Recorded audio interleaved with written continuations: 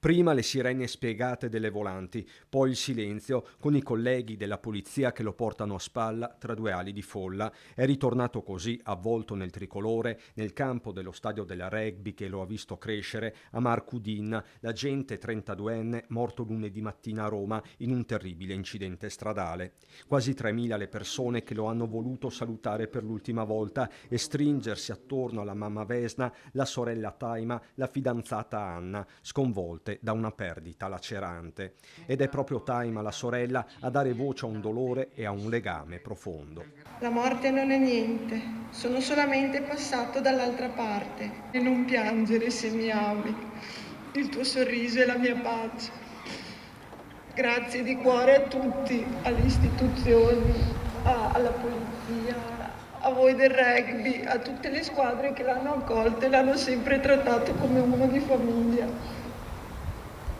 Grazie, anche da parte di mia mamma, grazie.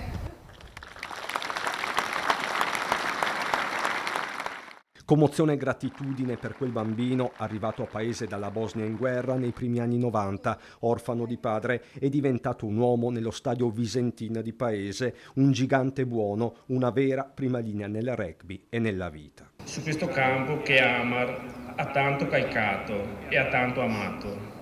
Valori forgiati nel rugby e consolidati con la scelta di mettersi a servizio dei cittadini e della loro sicurezza.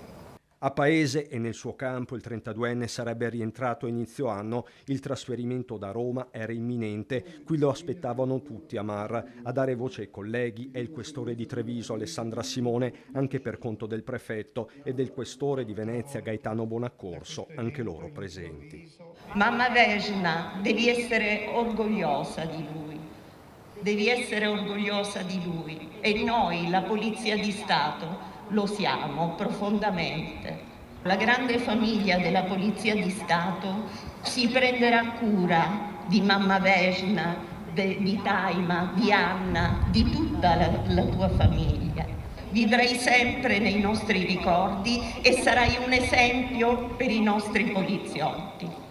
Per Amar, dicono in tanti con il cuore pesante, inizia il terzo tempo. L'abbraccio di Paese, della rugby e della Polizia di Stato è avvolgente.